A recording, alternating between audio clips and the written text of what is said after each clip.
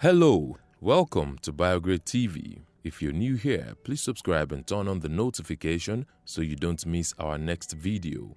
How the military entered the Burkina Faso politics.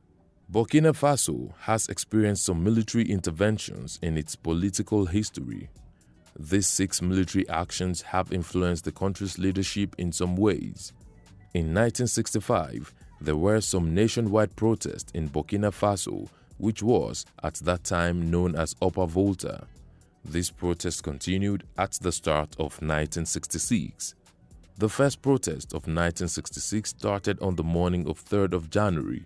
Some schoolgirls and students of Philip Zinda Kabore High School came out with placards asking the government for a better democracy, bread, and clean water.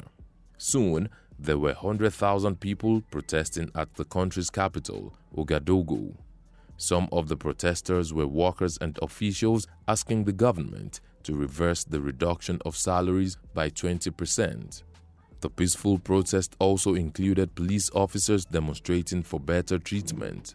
Although President Maurice Yamiogo assured the protesters that he would cancel the salary reduction, union members and the protesting crowd demanded that the president stepped down. They also begged the army to take executive power from the president. Several hours later, President Maurice Yamiogo announced on radio that the Chief of Armed Forces, Lieutenant Colonel Sangole Lamizana, had become the head of state. After the army took over the government of Upper Volta, the country's constitution was suspended and the National Assembly was removed. The November 1980 coup can be said to be the first in Upper Volta. On the 25th of November of that year, Saye Zerbo planned a coup against President Sangole Lamizana, who had become the democratic leader of Upper Volta after the 1978 elections. Saye Zerbo had served as Minister of Foreign Affairs, commander of the regiment in the capital, Ouagadougou, and director of Military Intelligence Agency in President Lamizana's military government from 1966 to 1976. Zerbo replaced Sangole Lamizana as head of state, established the Military Committee of Recovery for National Progress, and suspended the 1977 constitution. Trade unions in Upper Volta had initially supported Saye Zerbo until he seized power from Sangole Lamizana in 1980.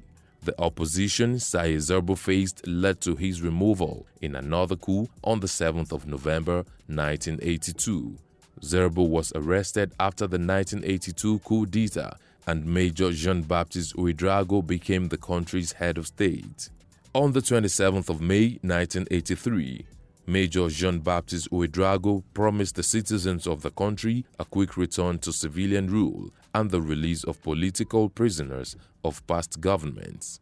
He announced that a new constitution would be drafted in the next 6 months and an election would take place.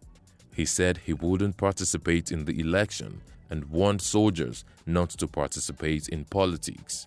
Younger civilians were encouraged to contest in future elections, and members of the armed forces would be penalized if they got involved in politics. Captain Thomas Sankara was released from house arrest some days later. The head of state released many political prisoners who were arrested under Saye Zerbo's military regime. Jean-Baptiste Ouedraogo soon arrested Sankara after a conflict, but released him after threats from Blaise Compaoré's military troops. On the 4th of June 1983, Ouedraogo removed members of his government who supported Sankara from office, and tension between the two men increased.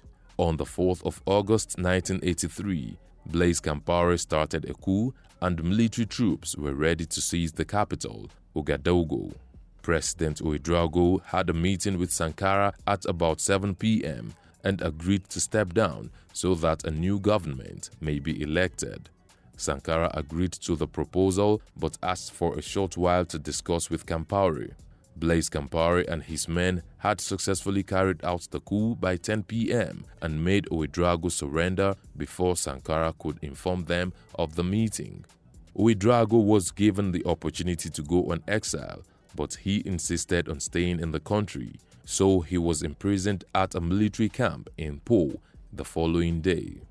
Thomas Sankara became the new president of Upper Volta, and Jean-Baptiste Ouedraogo was officially removed from his post as Minister of National Defense on 23rd of August, 1983. President Thomas Sankara changed the name of the country from Upper Volta to Burkina Faso. He brought up many positive changes to the country. It was reported that the relationship of the country with France and the Ivory Coast was becoming weak. On the 15th of October 1987, Blaise Compaoré planned a coup that led to the killing of Sankara and 12 other officials. A former Liberian warlord close to Charles Taylor, Prince Johnson, revealed the direct involvement and support of Liberian president and war criminal Charles Taylor.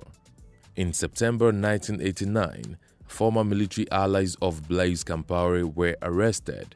Jean-Baptiste Bokari Lingani and Henry Zongo were charged with planning to take over the government in a coup attempt. They were both tried in court and their death sentence was carried out. Henry Zongo and Jean-Baptiste Bokari Lingani led the government with Blaise Compaoré until they were accused of attempting a coup. After this, Blaise Compaoré became the head of state and head of government. No military coup followed, as Compaoré continued to rule Burkina Faso until he stepped down 3 decades later. What have we missed out of this history? Let's know in the comment section. Will it be ridiculous to subscribe to our channel? If no, please like this video, share, and subscribe to our channel.